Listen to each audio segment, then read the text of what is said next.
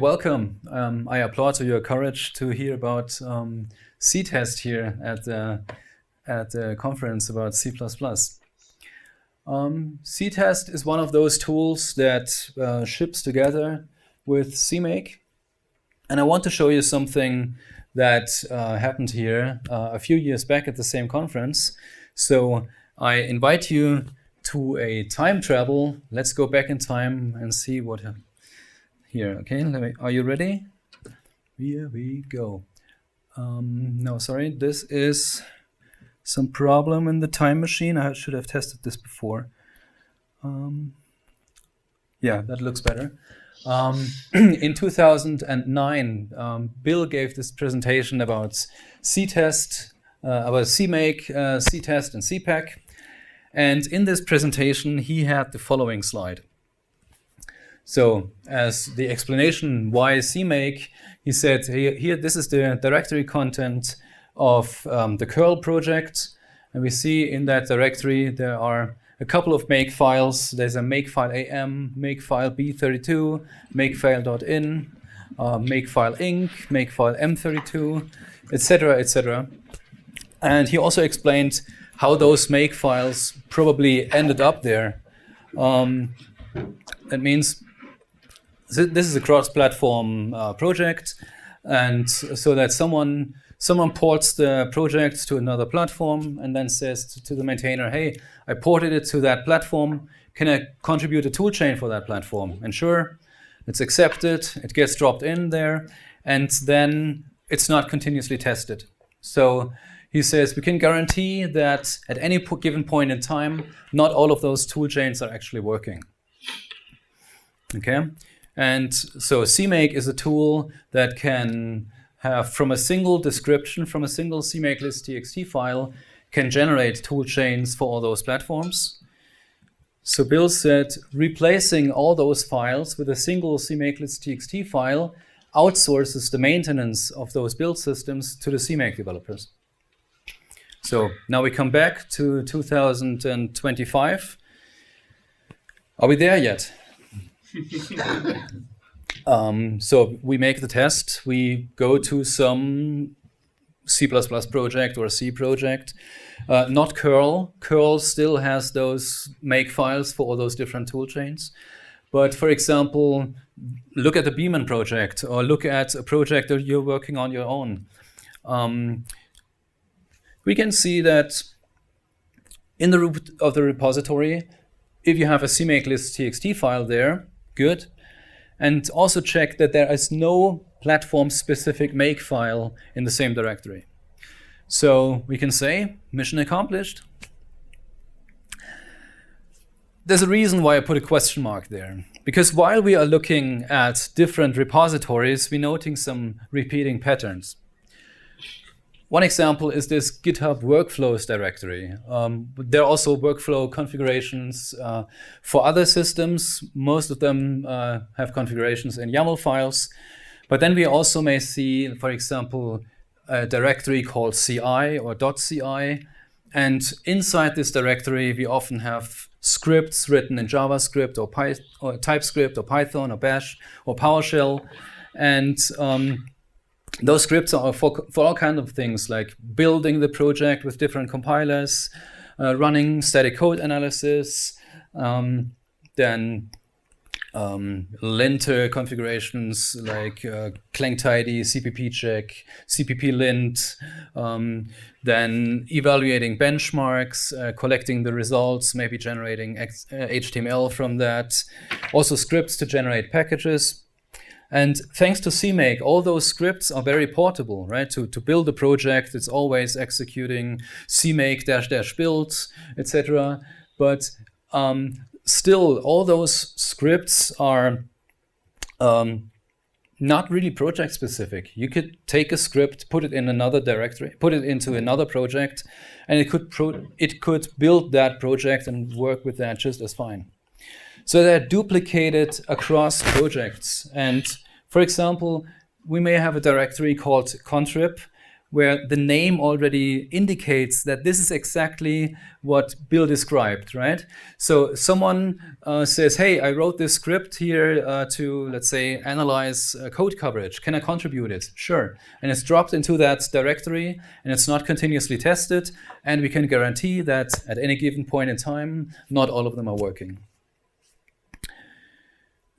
So the question again, mission accomplished, question mark. While there may be no platform-specific build files, but what about all those other platform-specific files? Maybe there is possibility to outsource them as well.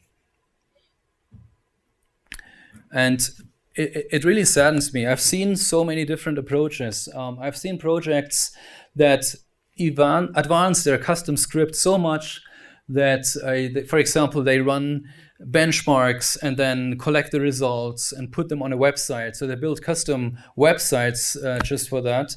But most projects, open source projects, use off-the-shelf solutions like Jenkins or GitLab CI or GitHub Actions that are so generic, those tools don't know how to build a CMake project. Right, so you have to configure them. You need to have a YAML file, and you say this is the command to configure the project. It's always CMake-B. It's always the same. To build the project, it's always CMake-build, etc. Then run all the tests. And then when one of those commands fails, maybe you have a button in your README file, and so the button turns red, and you can click that button, and it takes you to the website of GitHub Actions, for example, and then there can see 5 pages of error messages dumped into a terminal view inside your web browser. This is just sad, right? I think we can do better. And this is where CTest comes in. I guess everybody knows CTest as the tool to execute your tests. But like the CMake binary, which is just multiple tools linked into a single executable, the same is true for CTest. Right? It also has multiple tools linked into a single executable. And one of those tools is to drive build pipelines. And then collect the results of the build and submit it to a dashboard. And then that looks, for example, like this at your dashboard. Right? Okay, so you see columns like how many warnings, how many errors, how many build warnings, how many build errors, how many tests failed, how many tests passed, what is the coverage, etc. But I don't want to talk about the dashboards today. I want to talk about the client side, like how you configure CTest that it can submit the results to such a dashboard. Out of the box, CTest comes with the following features. So it provides an abstraction of the version control system. It can update your repository to the latest revision. It can drive the build, analyze the build, collect the number of warnings, the number of errors, but also details, not only the number, but also details about those warnings, where they occur. Of course, it runs all the tests and collects information about the tests. It can measure duration. So for example, it can measure the duration of each invocation of the compiler. So you can track over time, maybe see this source file here suddenly starts taking much longer to compile. All this information can be collected and displayed on the dashboard. Resource usage, like CPU usage or memory usage. Then code coverage, it can analyze memory defects. It is extensible with custom metrics. So for example, if you have benchmarks, you have a single test that outputs, let's say, 10 different values. All those values can be displayed on the dashboard. And you can attach files and images to the test and display them on a dashboard. So I'm wondering, why is it not more widely used?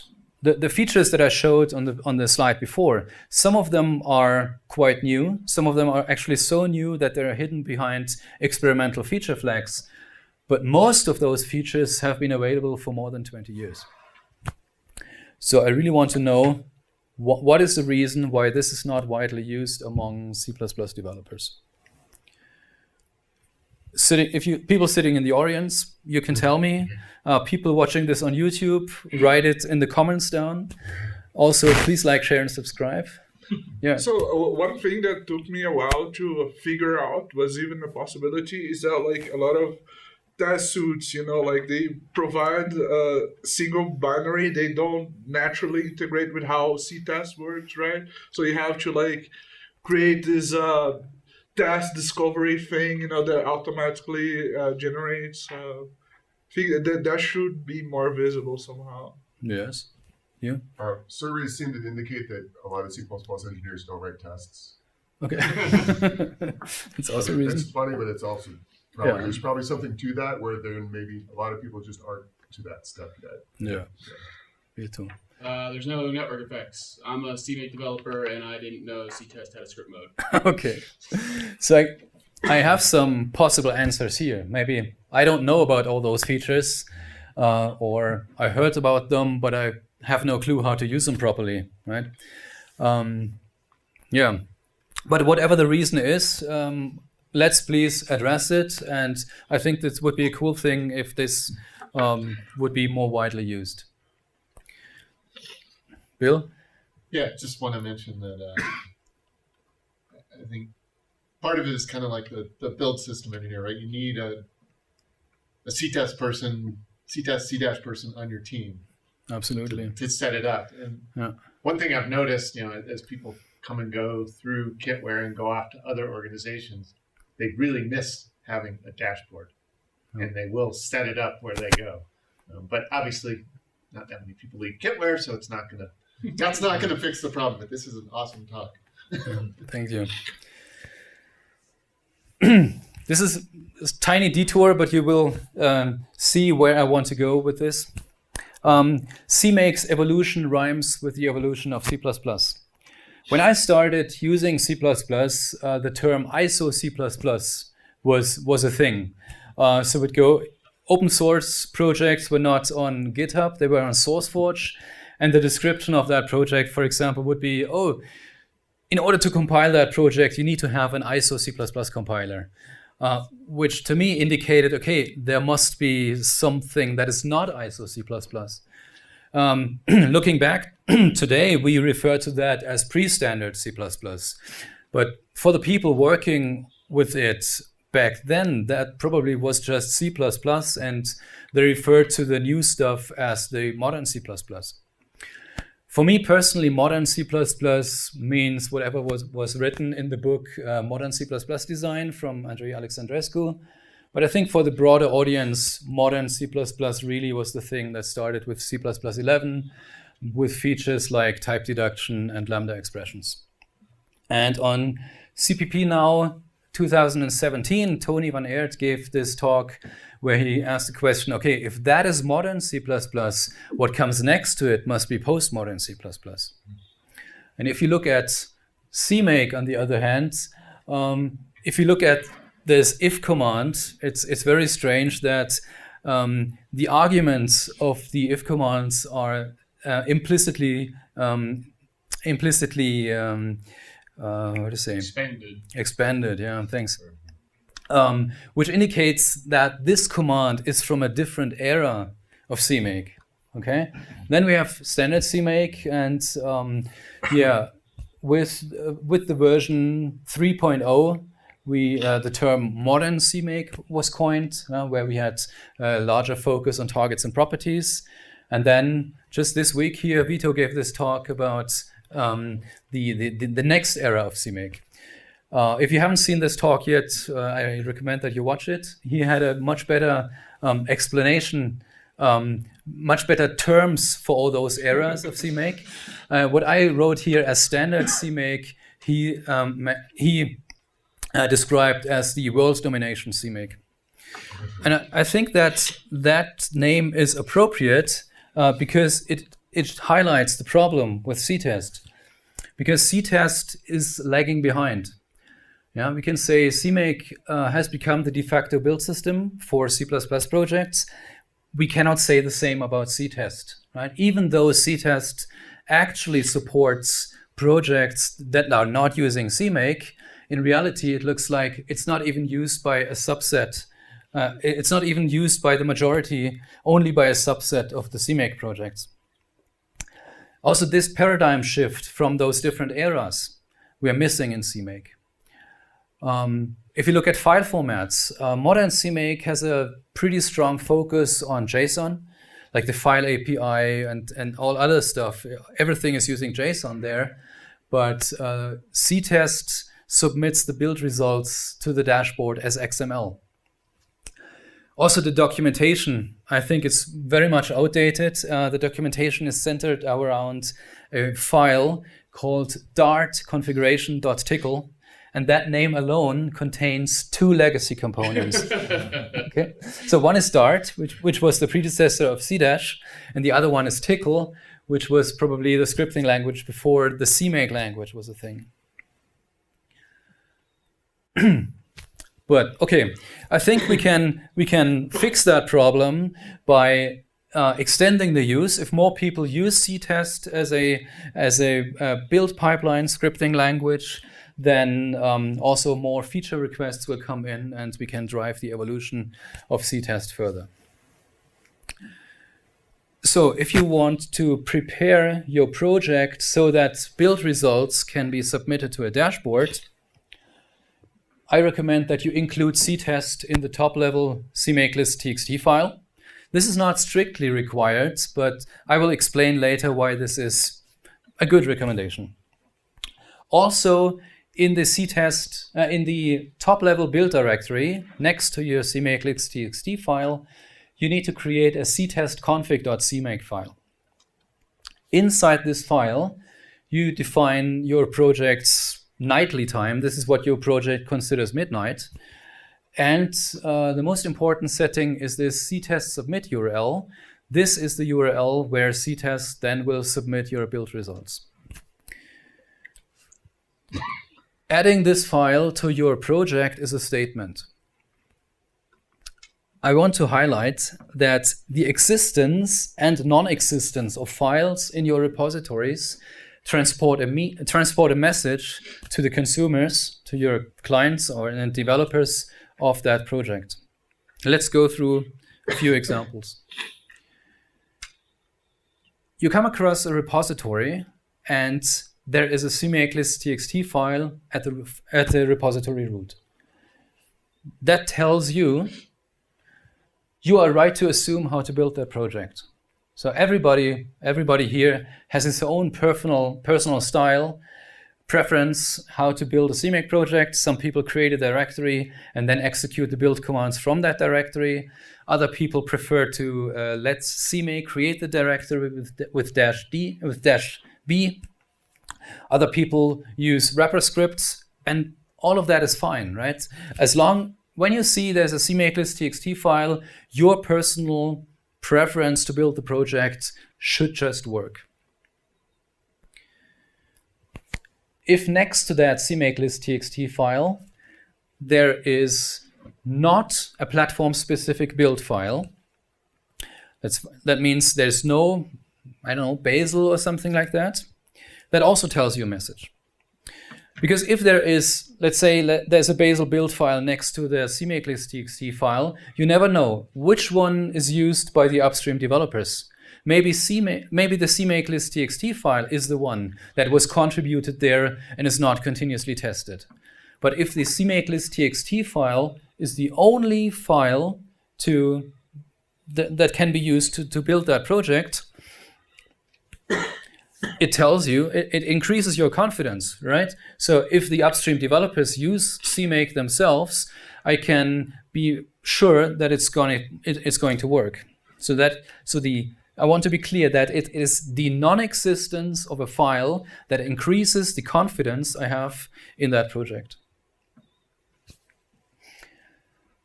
If in that project there is a GitHub workflow, and this can be anything, right? It's not limited to GitHub workflow. Can be GitLab CI workflow or whatever workflow configuration, including presets. Okay. To me, that says my project satisfies the quality standards set by myself. Or in other words, it works on my machine. This is not necessarily a bad thing. So if your project is building for one specific target platform, if you're building a product, then that is fine, right? You know there's one platform you have to support. You just build for that platform. Okay. Also, if you build something for a customer, and you just need to support the platform that the customer expects. But for open source projects, especially open source libraries, this is not sufficient, right? I think having a closed set of platforms that are supported is not sufficient. You want to have an open set instead. So if in the project you have a CTest config file, that is actually a challenge. It tells the message, we challenge you to define a build pipeline that causes failures for our project, right? And then the test results are sent to the dashboard, and then we see, okay, for this platform, someone has a problem, and we can go and fix it. And if there is a CTest config file, but no build pipeline, also no CMake presets, then that means we do not discriminate against any build pipeline. So I would recommend make it a goal to have no build pipelines in your project. Right? It's clear. I want to say this is a goal. I don't say delete all those files because you want to have a replacement. But your goal should be that no build pipelines are in the repository of the project. So I want to dive deeper into this challenge here. I want there to be competition between the maintainers of projects and the maintainers of build pipelines. The maintainers of build pipelines try to cause build or test failures in the project, and the project maintainers try to avoid and fix them.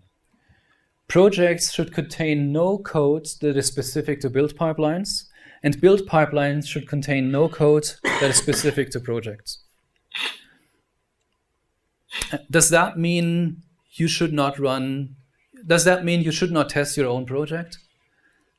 Of course not, right? Of course, in your role as a build pipeline maintainer, you can set up a build pipeline for your own project, and this allows you some test-driven workflow. So you can turn the screws in the build pipeline, and then in your role as the project maintainer, fix the errors, and then again in the role of the build pipeline maintainer, turn the screws a little bit more.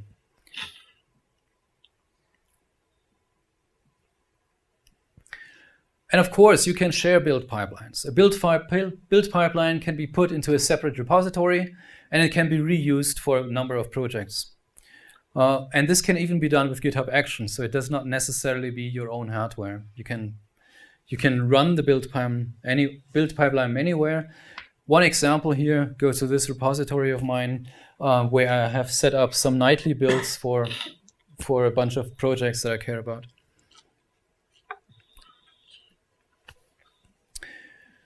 Okay, so now we go into the technical details, how to set up such a build pipeline. I explain the legacy way first, and after you understand the legacy way, I will show you how to modernize this to the world domination style. We have this dart configuration.tcl file, and we set some variables. If we maintain multiple build pipelines, we give each of those a name. In this case, I call it Linux GCC. And I also give the site a name, which that means if I maintain multiple build pipelines on the dashboard, you can see that all of them belong to me. So I just use my domain as the site name. Then I specify the source directory, the build directory, an update command, a configuration command, and a make command. So since the build directory is a subdirectory of the source directory, I can invoke the configure command with just ... because it's executed inside the build directory. and my make command is just Ninja. With this .configuration.tcl file in the current working directory, I can execute CTest with the --dashboard argument, and the dashboard can be one of experimental, nightly, and continuous. It's also possible, and I mean, my choice which dashboard I execute has then built-in logic which of the build actions are executed. Right? The possible actions are start, update, configure, build, test, coverage, memcheck, and submit. And I can also, with the other command line mode, with with --test model and --test actions, I can specify individual actions that should be executed. As I said, the logic is built in. So, for example, if my dashboard mode is experimental, this will not execute the update step. If the model is continuous, then the update step will run, and when it has not changed any files, it will stop the build. And because the update mode was the continuous mode can be run in a loop, so it continuously checks for changes, and when it did not find any changes, it may go to sleep. And when it finds changes, then it executes the build and submits the result. The nightly mode also differs. The implementation of the updates action also differs in the nightly mode, because it fetches the revision, not the latest revision, but the revision exactly of that point in time. But that only works with version control systems, CVS, Subversion, and Perforce. Now that you understand about this .configuration.tcl file and how to invoke it, I can explain the effect of including CTest in your CMake project. This module defines a build option defines a CMake cache variable called build testing. And depending on that variable, it invokes the enable testing command. Then it also writes a .configuration.tcl file into your build directory and creates build targets like experimental, which simply perform CTest --dashboard experimental. It also does one other thing, but I will come back to that later. So with that information, we can ask, is it a good recommendation to include CTest in your project, or should we rather not do it? Because note that my guideline that I gave you, don't have any build pipeline in your project, including CTest in your CMake list txt file actually violates this guideline, right? Because it writes a .configuration.tcl file into the build directory, which means the build pipeline is part of your project. However, I think that the consistent behavior it provides, right? It's a good thing that when multiple projects use that CMake module to include it, that means I can go to any CMake project and I know which option to use to disable all the tests, if it's always the build testing one. And also, this other thing where I said I will explain it later is very useful to have, and therefore my recommendation would be to include CTest in all CMake projects in the top-level directory, despite that it actually violates this guideline here. So far, so good. As a project maintainer, I want you to make sure that you support the default build workflow. The default build workflow is just used by, for example, when I execute c-dashboard with the .configuration.tcl file. It will always configure, then build, then run the tests. Some project maintainers try to be smart. They want to make sure that executing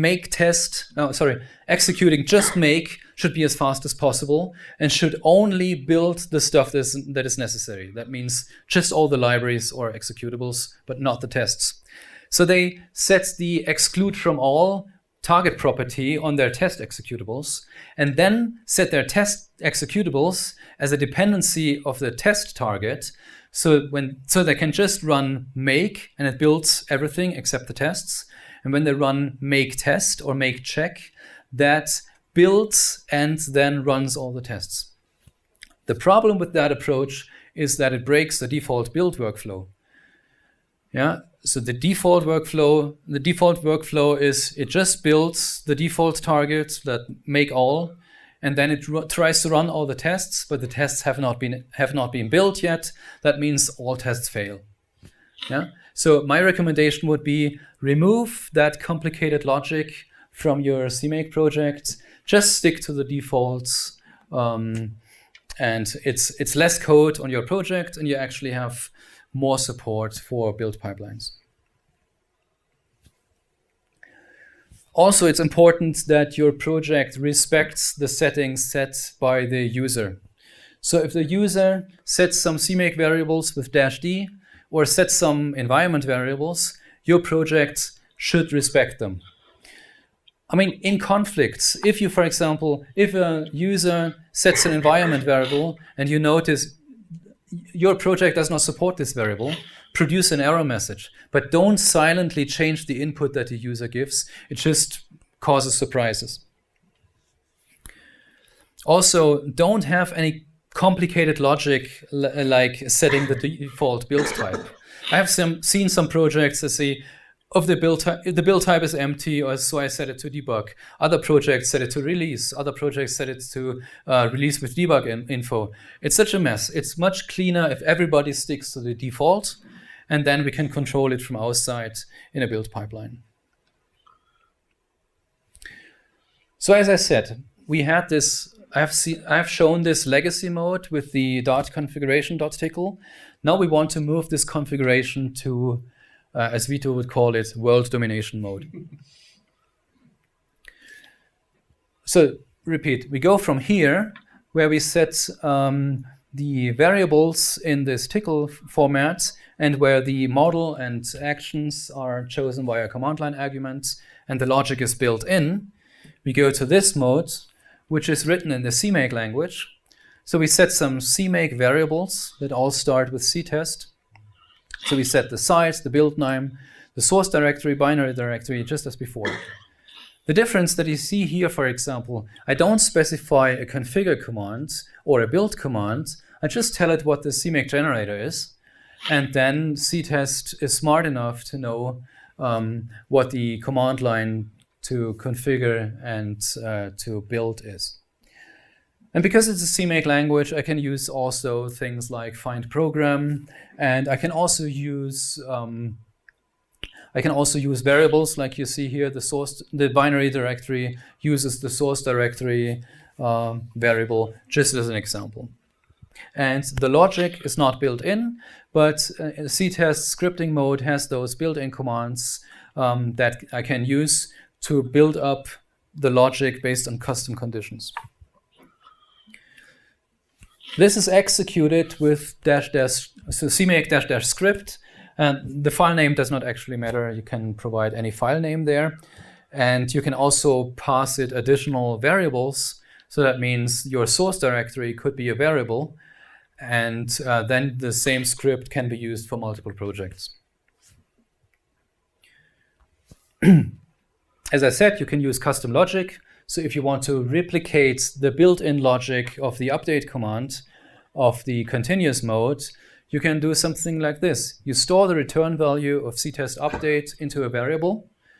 And then, so that variable is the number of files that have been changed. If that equals 0, we just skip or go to sleep or whatever. And if that is less than 0, that means it was an error. We propagate that error upstream. Okay. Let's have a look how to configure coverage and dynamic analysis. Coverage and dynamic analysis are built-in features of CTest. Therefore, it's very easy to configure. We need to tell the compiler to instrument the source code with coverage information. if you use GCC as a compiler, this is done with the -- coverage flag. And we tell CTest to collect the coverage information, and we tell it with which command. If you build with GCC, then that would be gcov. So we set the compiler flags as an environment variable, and we set the coverage command as a CTest, as a CMake variable in the CTest script. And then we simply execute CTest test to run all the tests. And then we execute CTest coverage, which will collect all the coverage information, write it into an XML file, and that one will be then later submitted to the dashboard. Memory checking, it works very much in the same way. We also set a compile flag, and we tell CTest which memory check command to use. CTest will prefix all the tests. So we execute CTest memcheck instead of CTest test, because this will prefix all the test commands with the memory checking command, and therefore, we use Valgrind to check for memory leaks. It also has support for sanitizers. It's again the same thing. We set instrumentation flags as command line flags, and we tell the CTest what sanitizers we want to use. We also execute CTest memcheck. There's nothing that will be prefixed. The tests will just be run as is, but the memcheck command will use that memory check to distinguish what analysis to execute on the test output. Okay, that means in the project you need 0 configuration to support coverage, Valgrind, and sanitizers. If you have configuration in your projects, like for example, there are projects that search for the Valgrind executable and then have some CTest variable, CMake variable, and depending on that variable, they insert the Valgrind in front of their test command, etc. They're probably causing more problems than they're trying to solve. Right? It's if you remove everything, all that logic from your project, then the built-in support from CTest will just provide all that functionality. Of course, you want to build in parallel, and you also want to run the tests in parallel. In your build pipeline, this is simple because in the CMake language, we have this command to query information about the host. And we use that command to query the number of logical cores and store it in this nproc variable. And then we pass that variable down to the CTest build, CTest test, and CTest memcheck commands with the parallel level option. So that means the build will be run in parallel, memchecking will be done in parallel, and the tests will be executed in parallel. Question, yeah. Have you tried using make job server propagation through CTest for that stuff? Um, In my organization, we execute CTest from the make job server, so we wouldn't want Right. to do that. Does that make sense? What do you mean? The CTests here are not executed from the build system. Right? We don't. This CTest test command just runs CTest. Right. It does not execute make test or ninja test. Let me back up. We run on a shared. Sometimes these jobs run in a shared environment. Yeah. And so if every CTest command can fork out nproc, then we fork bomb our own machine with our own. So we have a system where a higher level context has a job server, so it propagates -Js through using the make job server protocol. And some of these features have been added to CTest recently. Okay. I think I got to answer my question. We can talk about it later. Okay. So of course, in the build pipeline, you want to make sure that to use as many builds or as many processes in parallel as possible. So you just use the number of cores. But inside your project, you may have limitations. So projects can actually control how tests are run in parallel. For example, if you know that a test needs to use all system resources, and you want to make sure that no other tests are run in parallel to that one, there is this run serial test property. Also, if you know that your test requires to use a certain number of processors, there's the processors test property. You can also make sure that it's just limited to actual processors and not just the number. So there's the processor affinity test property. For fine-grained resource allocation, for example, you know that you have tests that need to have access to the GPU.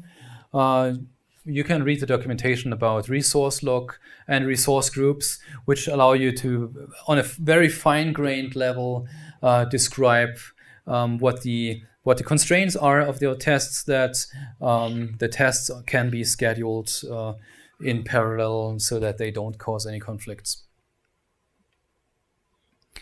Okay. Now let's talk about compiler warnings. I can imagine most developers think, okay, it's a good idea to have as many compiler warnings as possible enabled, and they should be treated as an error. And I do not necessarily disagree with that, but I want to make sure this is true for your role as a build pipeline maintainer. It is not true in your role as a project maintainer. As I said, the challenge was of the project maintainer to avoid build failures, whereas the role the goal of the pipeline maintainer is to cause build failures. And there's no case where enabling a warning turns an unsuccessful build into a successful build. So as a project developer, if you enable warnings, you're just giving credits to the other team. Okay? So warnings should be enabled in the build pipeline, and in the project, we may find the need to temporarily disable warnings. And we can do that on multiple levels. We can, for example, disable a warning at the directory level with add compile options. We can disable warnings at the target level with target compile options. We can disable them on the source file level by setting the compile option source file property. Or we can even disable warnings directly in the source code with pragma warnings. It is a good thing that CMake appends compile options from most global to most local. And this gives us a divide and conquer approach. For example, someone sets up a new build pipeline or with a new compiler. You have thousands of warnings, but maybe only 5 of those warnings are in one directory and the other warnings are in a separate directory. So you can disable the warnings in those separate directories and then fix them one by one. So in your project files, code that enables compiler warnings should be removed. Also, this W error should never appear in project files. What you can use is this CMake compile warning as error flag. So this is a CMake variable that will append W error to the compiler. And there's also a target property, so you can set this on individual targets. Question? How would you advise people to see the warnings they care about while they're doing interactive development, given this approach? Like if you're not putting a -W all or something in your project files. I mean, for development, it's okay to set this CMake compile warning as error flag to true. I meant the earlier bullet point about remove all code that enables compiler warnings from project files. I mean, you can set them in your environment, for example. You can set CXX flags in your environment variable, and then you have the warnings. Right. But it should not be. You don't need to modify any CMake list txt files to do that. Yeah, and if environment variables are too broad for you, your IDE probably has some set of CMake overrides, CMake CXX flags, Exactly. or you can, in your invocation or in presets, there are a variety of options, but the overriding idea here is they don't belong in the CML. Exactly. And then I guess Yeah. I guess. you would want your CI system to enable them. This is what I'm showing here. Okay. So because CTest has a, or CMake has a option to disable this setting on the command line. So that means in my build pipeline I could have this, right? I set CXX flags, W all, W extra, maybe some more. I configure with the option compile no warning as error, and then I can have this logic in my CTest build command. I tell CTest to store the number of warnings and the number of errors in variables, and then on custom logic I can maybe cancel the build. That means this is how I can treat warnings as errors in my build pipeline. If you do something like this, you see here this CTest submit. This is because usually all the build results are submitted at the end of the script. But since I do an early termination here, I execute CTest submit before. So that means that the information from CTest configure is submitted, and also build is submitted to the dashboard. And just to clarify, when you say build canceled, like the build completes, right? Or it doesn't like cancel the build in the middle of the build process when it affects. No, the build process, the CTest build is the build process that completes, but I do not continue with the build pipeline. I mean, the idea behind that could be, for example, if I have build warnings, there's no point in executing the tests because they may just find the same problem again, right? So I can save the time to execute the tests if I just cancel. So if the build is not successful, I cancel the build pipeline. Yep. What I like a lot about this is that you have better context at this point about like what warnings you care about. Like you could hit a database or something, or you could like suppress certain kinds of warnings. Yeah. You're not hard coding that in your CMake logic, or like what you said earlier. Like in this context, it may be a production build. You want to go ahead and try to ship as long as it's just warnings. But if it's or you can suppress particular warnings because it's like, well, we have a tracking ticket for that, but we're proceeding or something like that. Exactly. This is what I just said, right? If you return early in your build pipeline, make sure that all build results are submitted. Yeah. But we go back to the actual code. I could have complicated logic like this, right? So I say I want to burn down the number of warnings. I store the number of warnings that I have in a text file. In my build pipeline, I read that number from the text file, and then I use it in the logic, right? If the number of warnings is greater than a certain threshold, then the build pipeline is canceled. Otherwise, the threshold is updated, right? So that means if a developer introduces a new warning, but in the same commit fixes 10 others, then that is fine, right? As long as we reach 0 at some point. But having a warning threshold is something like that doesn't make much sense to me. Like let's set an arbitrary number of warnings and cross that threshold, failed by pipeline. Why? I mean, usually you increase the threshold when you introduce new warnings, or when you, for example, update your toolchain, and then you burn it down to 0. And once it's 0, you no longer have the threshold. Yeah. So that kind of gets to my question. Have you experimented with using this static analysis results interchange format, the JSON format for this?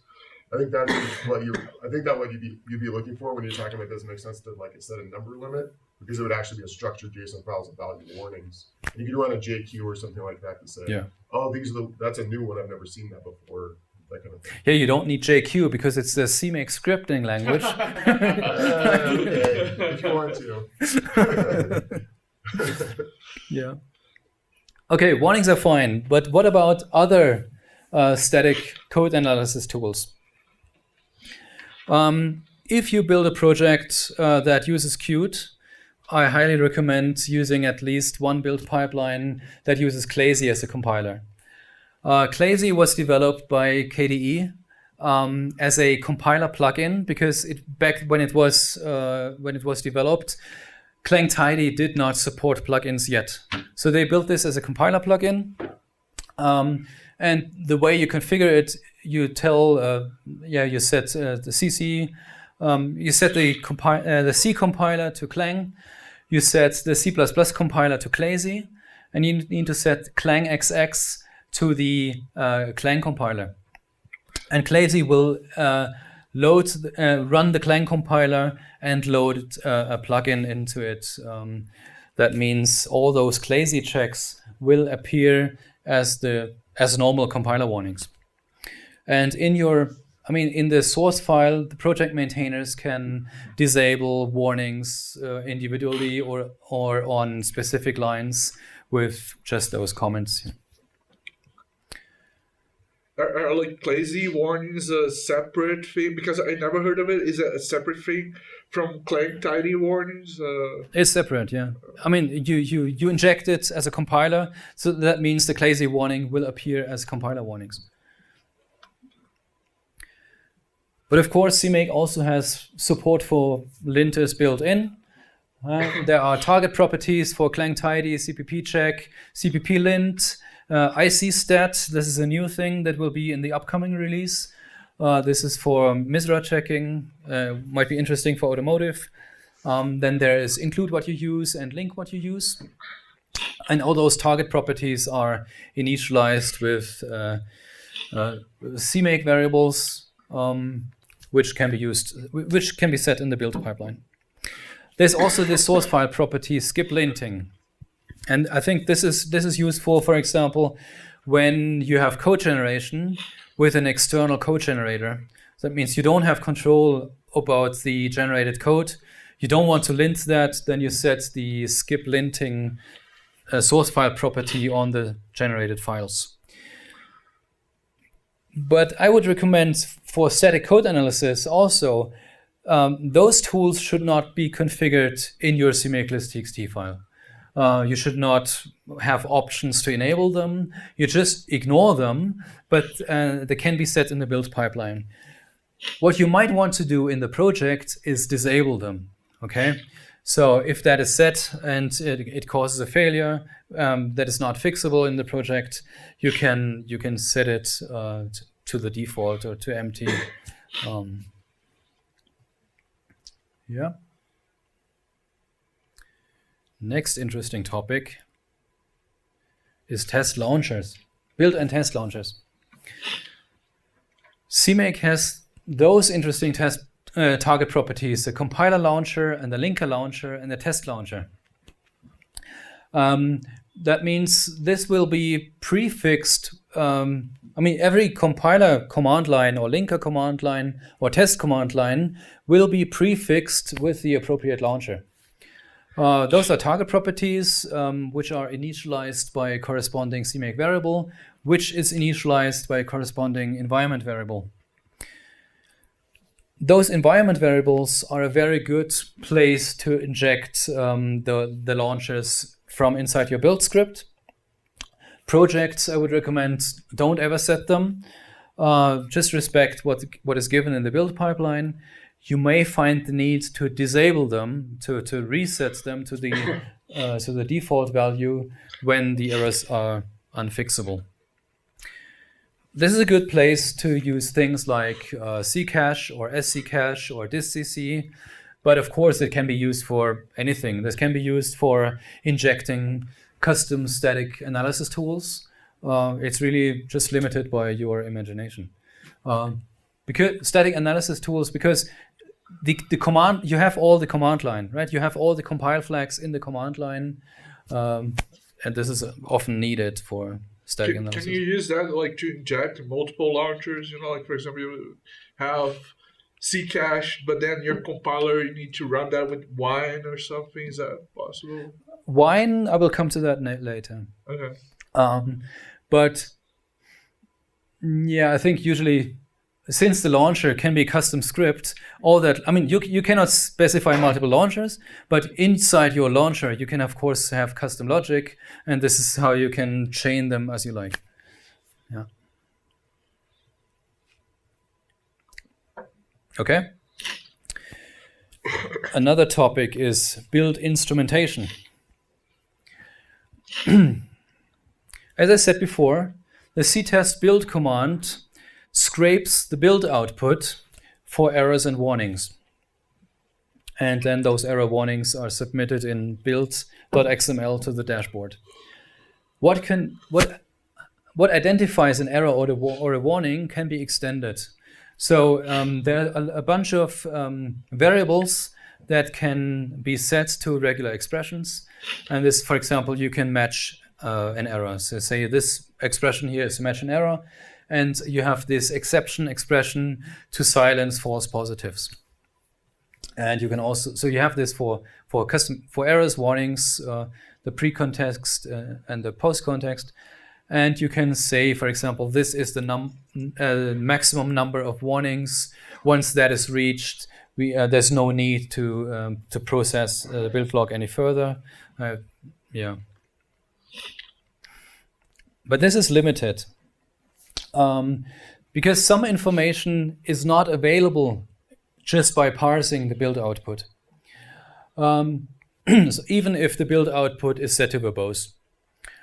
For example, you want to know if there's a compiler error inside a make file, what was the source file of that error? Which was the compiler command line? This information may be available in verbose output, but stuff like what is the exit code of that compiler command line? Or which target does the source file belong to? Or stuff like that, right? CMake has all this information. So when it generates the build system, it knows what the target, a source file, belongs to. So CMake can wrap the compiler command line with a launcher tool, which collects this information, stores it in another XML file, and then when CTest analyzes the build results, it collects those XML files together. This is enabled by setting CTest use launchers to on in the build pipeline. The tricky part here is that both CTest and CMake need to know about this variable. So we set this variable in the build pipeline. CTest will, when it executes CMake, will pass this variable to the CMake executable. And then CMake, when the CTest use launchers module is included, it will change the compiler command line to introduce this additional tool. And this is exactly the reason why CTest use launchers should be included in any case. This is included indirectly in the CTest module. So if you use the CTest module, it's all fine. But this is exactly the reason. If you don't want to include the CTest module, then you should at least include the CTest use launchers module so that your build pipeline supports CTest launchers.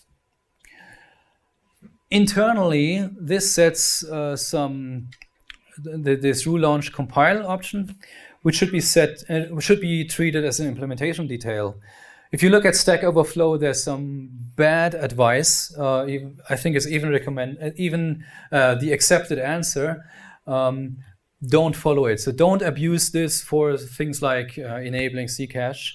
You have a separate way of enabling Ccache, as I showed before. Okay. The effect of using CTest launchers is the following. For each compilation that produces an error or a warning, the following information is captured: the target name, the language, the source file, the output type, the command line, the working directory, standard out and standard error, the exit code, and labels. I will not go into details about labels. That is, too much. But here, the interesting thing is that output is not scraped for diagnostics. I think this is something that should be fixed. The problem here is the number of warnings that is reported depends now on whether you use launchers or not. Because, example, let's say you have a build warning, you have 4 warnings, but they're all in the same file. That means if you do not use launchers, it will report 4 warnings. If you do use launchers, it will report 1 warning because it's one file that caused warnings. On the other hand, I think it's a good thing that this is not implemented yet, because if we fix it now, we can fix it in a much different way than it was possible before, right? But I will go into detail that later. There's a new experimental thing called instrumentation that is added in CMake 4.0. And instrumentation can be enabled with those environment variables here. Because those environment variables are read by the CTest executable when it starts, it means we cannot set it inside the CTest script, because if we set it there, it's already too late. So we have to set it in the environment before invoking the script. I can imagine that once this leaves the experimental stage, that will be fixed so that it can also be enabled from inside the CTest script. Okay. Yep. I assume you put in a PR or an issue for that. Yeah, I will create it. No problem. I have more stuff that more experience that I can share. I will come to that. If we compare the build instrumentation feature to the launcher feature, we see there's huge overlap. One thing is that build instrumentation reports information about all compiler commands, not just the failing ones. But for the failing ones, the overlap is so huge. The only thing that launchers captures in addition to the what was the other one? No, sorry. The instrumentation captures in addition to the launchers are timestamps. When did the command start? The duration, the configuration, that means the build type, and metrics, the CPU load and the memory usage. But there's also information that build instrumentation does not capture, and that is the standard output and the standard error. Okay, but those two features, they can be combined together. So if we enable both launchers and instrumentation, I wrote a tool here, I call it C-proxy, which behaves like C-. So that means you can, it takes the build XML file and then joins the information from the launchers and the instrumentation together. The goal of that tool is to become obsolete, because I think all that logic should be merged or should be backported directly into C-. So, Bill, now my more feedback. I think the setting for verbose instrumentation, I don't really see a use case for that. Either you want to have instrumentation or not, but enabling the verbosity level additionally, I think this is just, I don't really see the use case for that. I think also that instrumentation should be extended so that it captures standard out and standard error, because then the whole feature can replace use launchers. We don't need that anymore. Everybody can just use instrumentation. Yeah, as I said, instrumentation should be possible to enable it from inside the CTest script, and it would be very cool if the output is parsed, and not the output directly, but I think the executables should be instructed to output serif output, and then CTest should parse the serif output instead.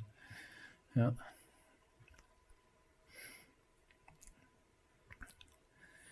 Custom metrics.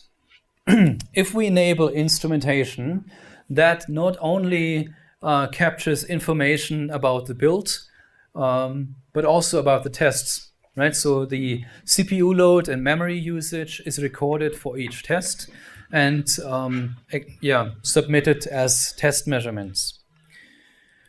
But it's also possible in the project to have your own test measurements.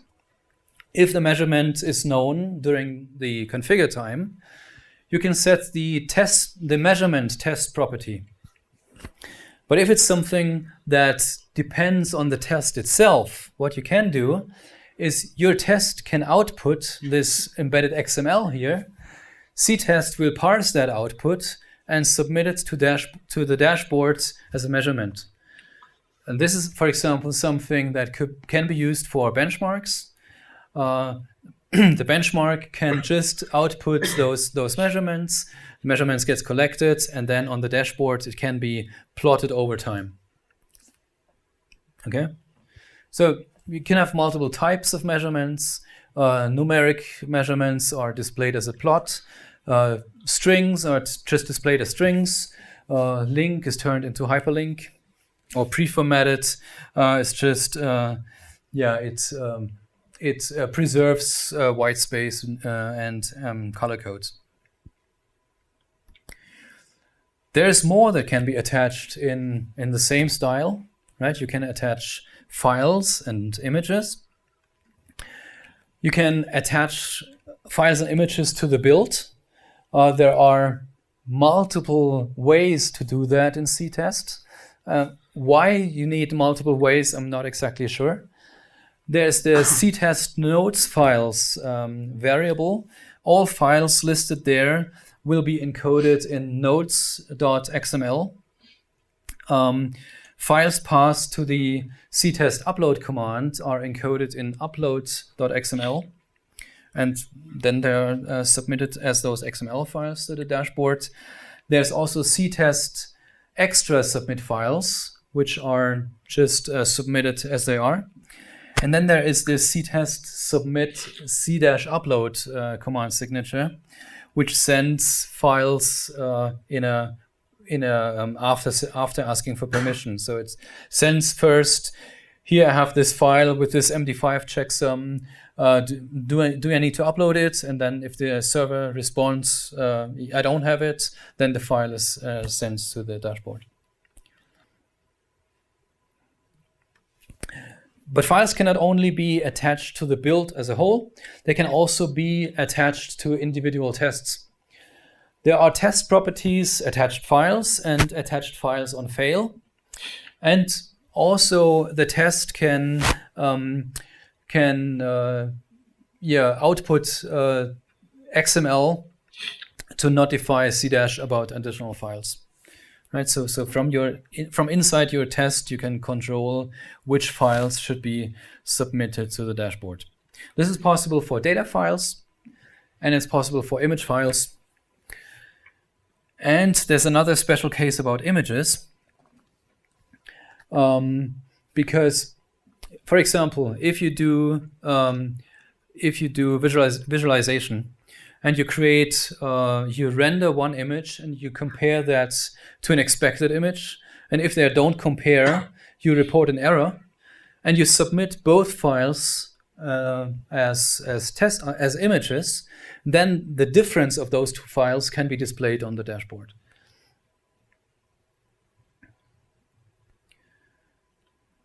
Okay, let's talk about testing frameworks. Regarding testing frameworks, I have a very simple guideline, which is use a testing framework. And I mean, the excuses that I often hear that they don't need a testing framework is, my tests are simple. I just have each test in a source file that is compiled to an executable. And then I run that, and if it succeeds, so if it terminates with 0, the test succeeds. Otherwise, it's just a failure. Okay, but imagine you have 100 tests, 100 source files. How many build actions do you have to build those? You make a change. That means you need to recompile 100 source files. Then you need to relink 100 executables. And if those executables, if the library that you're testing is a static library that is big, that means that's a considerable amount of disk space that those executables need to take. And just by using a test framework to combine all those tests to a single executable, you can save both build time and disk space. CMake provides also this create test source lists command. I will not explain how it works. If you know how it works and you're happy with it, fine. Otherwise, follow the recommendation to just use a testing framework. The excuse number 2, I const explore all the things. I just define a library, and if that library builds, it's all good. And so I test everything with a static assert. If that library builds, it's all good. Okay, but it would be good to at least have the test failures reported as test failures and not as build failures. So you could do something like that is shown here at the bottom. You define a library, you say it's excluded from all, and then in your test, you actually build the library. This is fairly incomplete, right? So what about different configurations? It's not in here. What about What about build parallelization? It's also missing here. So I think just using a testing framework is a much better recommendation to that. It also gives you a much more readable output. Yep. But if you're using a test framework, as you're suggesting, then you're not going to be able to ensure that the things actually const expr as you expect and do run at compile time. Right. That's a big issue with the daemon libraries to make sure that works. Yeah, that's true. As I showed before, you want to combine all your tests into a single executable, but you want to make sure that you still want to register each individual test to CTest so that they can be run in parallel. This can be done with if you're using Google Test as the testing framework, this can be done with gtest discover tests. It has 2 discovery modes. One is pre-test, the other one is post-build. I prefer pre-test because, for example, I had this problem in the Beaman library when we built with memory checking, because if we execute the tool post-build, then it actually shows as a build failure, and if we execute it pre-test, then it shows as a test failure.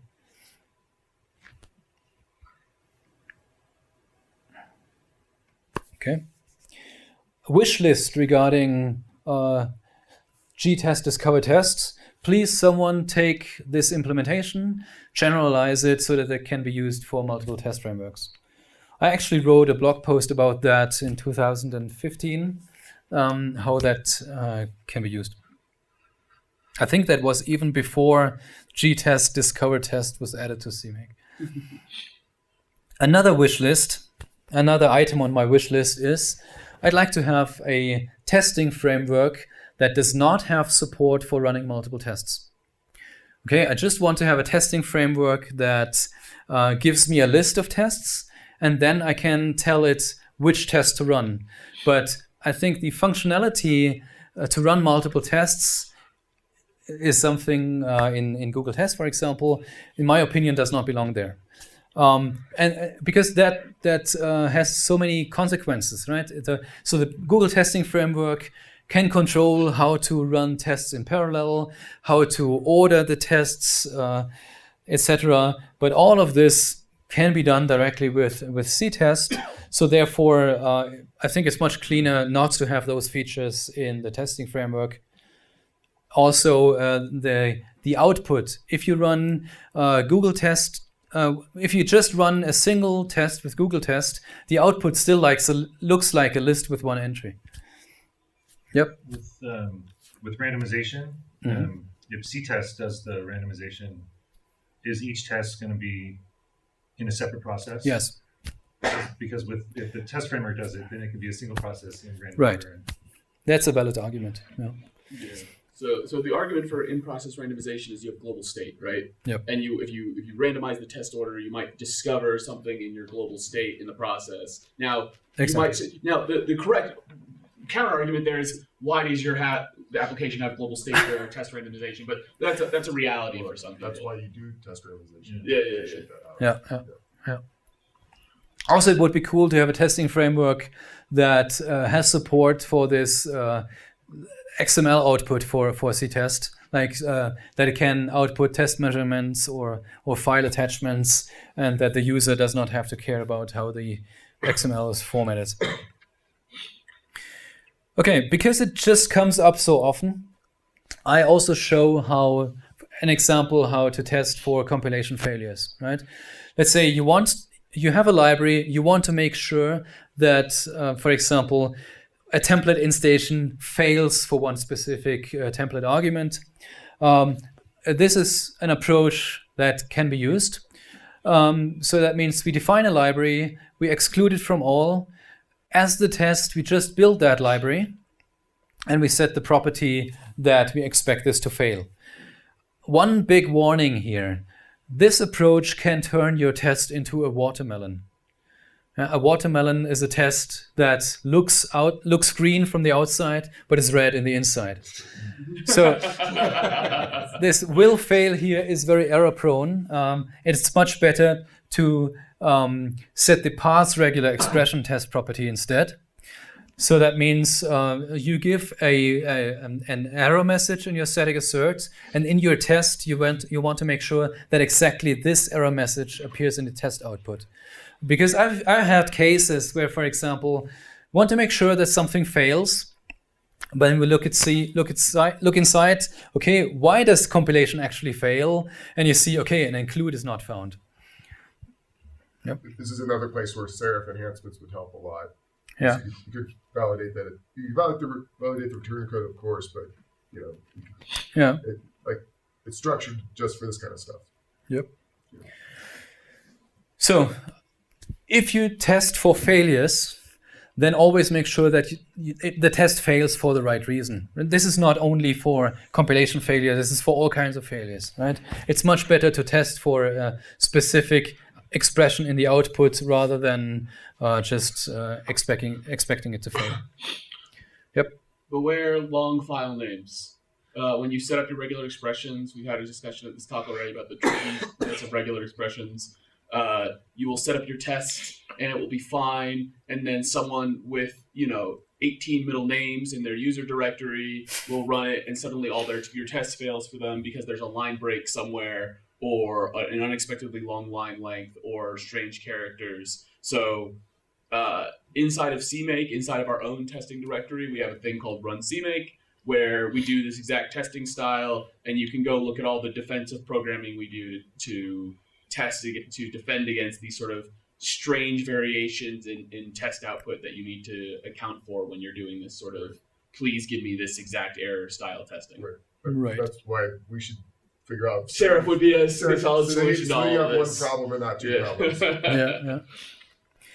I also want to talk about cross-compiling. Cross-compiling is in CMake works like this. You have a toolchain file. In this case here, I want to build for Windows from Linux. So I use MinGW as the compiler. I set the system name, system processor, compilers, and also here the cross-compiling emulator. So this is for you, right? I set the cross-compiling emulator to Wine so that I can execute the binaries that I've built for Windows, and I can execute them on Linux. The toolchain file, I can set it in an environment variable before running CTest configure, and then, it should just work. Inside the project, if I define an executable, I set some target sources. If I register a test, and that test command here is just that executable, what CTest will do, it will take that target name, replace it with the absolute path, and prefix it with the cross-compiling emulator. So that means this test here will be executed with Wine. But it's a little bit error-prone. So if I make some refactoring, and I make a typo in the test command, and it's no longer the target, then CMake will simply take that as the command, as a test, and will execute it. That sounds familiar, right? So this is, I show here, right? This is not a target, and so that means it will simply the test will simply execute foo.testing.bar. One approach to fix this that I've seen in the wild is to use generator expressions.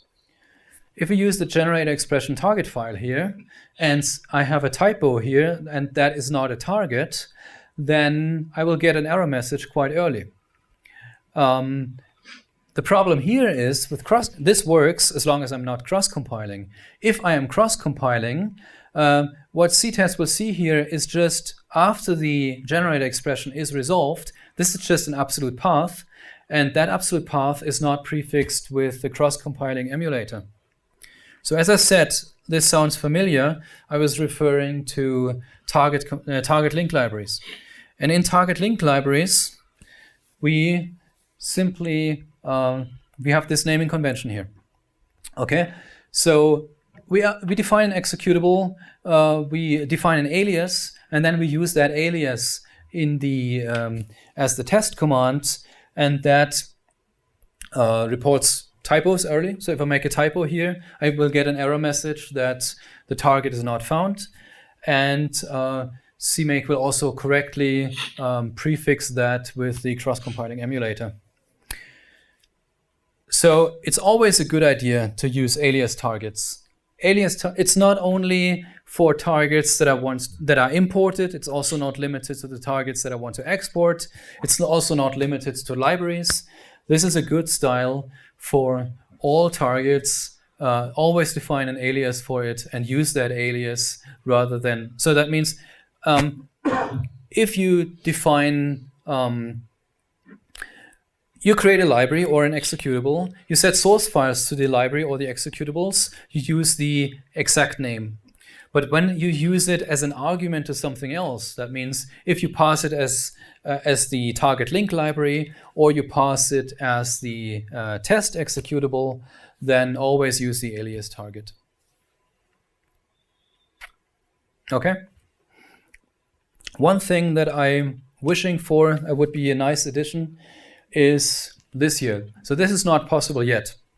The lines that are highlighted here are not possible yet. What is possible today is to run configure with a multi-config generator. It's also possible to run build twice, once for each build type. It's not yet possible to run CTest twice because the CTest command does not have the config argument. It's also not yet possible to create a package with CTest. That command is not available, but I think it would be very cool, a very cool addition to be able to create packages inside your inside your build pipeline. And also this should then just submit the package to the dashboard. And because it's a CMake language, you can have your custom conditions that, for example, the package is only uploaded when all the tests pass. And also, I don't know how dashboards currently handle it if you submit multiple build results. What does happen if you configure with a multi-config generator and then run the test without a config? Which config is? It's just the default that is passed as the command line argument to CTest. Right, per default, it's default, I think release, and you can also set it to debug. But I think it would be much better to define it as an argument here. Okay, as the summary, I just want to repeat the challenge again. I want there to be competition between maintainers of projects and maintainers of build pipelines.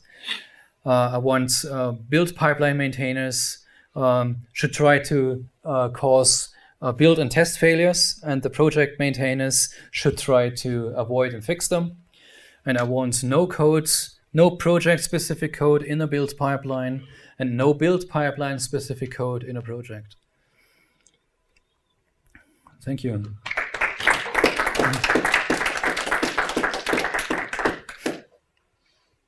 Sorry. David? So some projects will only work with certain build pipelines because let's say they require C++20 features or something like that. Where do the build pipelines live, and where's the selection of the build pipelines that correspond to that project? Where does that information live? I think it's completely open. So you have the project. As a project maintainer, you have this CTest config file where you submit, where you say this is the URL to my dashboard. This is where build pipeline, where build results get submitted, and then everybody can set up a build pipeline for it. And if someone sets up a build pipeline that breaks, well, so be it. Well, how would that work with preventing regressions? Like if somebody, you want to catch it before somebody breaks your project. Right. I mean, I said I want there to be competition, but we don't hate each other, right? We work towards the same goal, right? We only set up a build pipeline because we want this project to improve. So I will not set up a build pipeline that requires C++98 and try to build a Beeman project just to make it fail. I think maybe what David's getting at is, isn't there still a place for some declarative data about what the project intends to support? I don't know. We can talk about it. Like the dashboards could, like the drivers could similarly notice right, that. But I mean that can also be communicated over another channel, right? We are on the same mailing list. It's good to define that there are project maintainers and pipeline maintainers, and these are two separate roles. But a project maintainer can become a pipeline maintainer and set up a pipeline for the set of tests that they care about, right? Yeah. Put on your other hat. Yeah, put on your other hat and say, I care about C++20 support, and I care about this set of things, and I'm going to set up a pipeline that describes them. And if you do that, it is so much more convenient to also have a GitHub workflow on your own repo, right? Like that wouldn't stop other people from having their own pipelines, but you, as a project maintainer, you want to have your own, right? Yeah, of course. That's what I said. All right, those are not completely separate. Those are just separate roles. They're not separate people. Yeah. Yep. So, and for your purposes of your talk, you're referring to tests. You're mostly talking about highly reproducible, relatively fast, probably unit tests, maybe something you might call an integration test, but runs fine in your CI pipeline as a regression test. But, I mean, that can run anything, right? If you look at, for example... That's what I was getting to. Have you experimented more with those other kinds of tests that don't necessarily fit into that like regression prevention workflow, like maybe benchmarks or maybe stress tests or fuzz tests, that sort of thing? Yeah, would work as well. Look at the tests that are executed with CMake. I mean, for CMake itself, right? Those are not the majority are not unit tests. Or just they're a lot less deterministic, so they may not be as appropriate. I guess for a dashboard, it's fine. You say we got some reds, some oranges, and some yellows or something. Yeah. But I guess for like failing a CI pipeline or something, you have to be a little more sensitive to determinism and things like that, right? CTest has some features I think about like running a test multiple times and computing flakiness or something. Does C-Dash support those kind of results? I don't know off the top of my head. No, I don't think it does. So, we have a question. David. I have a question. Yeah, David. Someone else has? Okay, go. So for I'm having trouble understanding how this fits into a continuous integration pipeline, because that is in your .github whatever. Are you suggesting that we don't have that at all as part of the repository? Maybe yes. I'm not settled on this yet. There is value to having not. I mean, imagine since you have as an open source project, you have an open set of build targets, build pipelines that you want to support. I think therefore the staging model is more appropriate than just testing each individual PR with all pipelines, right? I mean, maybe you have some tests that you execute on the PR so directly on the pull requests. If that is successful, you can merge it into the staging.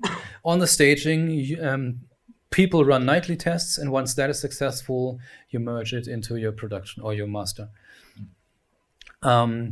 Yeah, because you don't know, because you have an open set, you cannot run an open set on a PR. Right? This will just not work. I think for, and we're almost out of time, but I think for the narrow set, for I am supporting this exact platform under these exact conditions, and there's plenty of projects that's true for. The Forge provided CIs are sufficient. We can go back and forth on like if that's actually source code and belongs in a source code repository. That's sort of a separate religious debate. But then when you start to open this up and say, I'm not programming for the Xbox 360 released in 2007 on the Microsoft SDK. I'm writing a library that's supposed to support nominally everything. You know, everything. If it's got things that I don't know, right? Yeah, if it's got a C++ 17 compiler, nominally I support that. At Kitware, we've discovered that set is wider than anyone has ever imagined, and our nightlies could not possibly run on every single commit. They are a variety of machines that I have never heard of, right? The second that you start to really accept that as your target base, the CI-driven workflows become near like the lightest of smoke tests, and the nightlies become what you're actually relying on. Yeah. So I have one question going back to the example you showed where you create an alias target to work around CMake treating unknown target name as possibly a file, right? I feel that is so weird from like a language design perspective. So, like, it is weird, right? It is absolutely weird. But at least I mean, if you follow it with executables, at least it's consistent. Sure. So right? Wouldn't it be possible like CMake would allow people to define a target with the name with the same syntax in just one as single an line? alias? Yeah, sure. Would be great. Right. I completely agree. Would be great. I mean, maybe add test should have target instead of command. Yeah. We can maybe say some either target instead of command, or we can have a policy that we're a little bit more strict about passing things that don't look like targets. Like there's a whole bunch of options. There's so many different So put options. some CMake issues and work some ideas out. Yeah, like if you have a specific syntax for target names, at some point, like you CMake 5.0, you could even deprecate not using that, right? Well, you're just gonna want to be able to run raw commands. Anyway, yeah, it's an issue tracker. Yeah, let's hash it out. Let's talk. For the discourse or something. All right. Right. Thanks.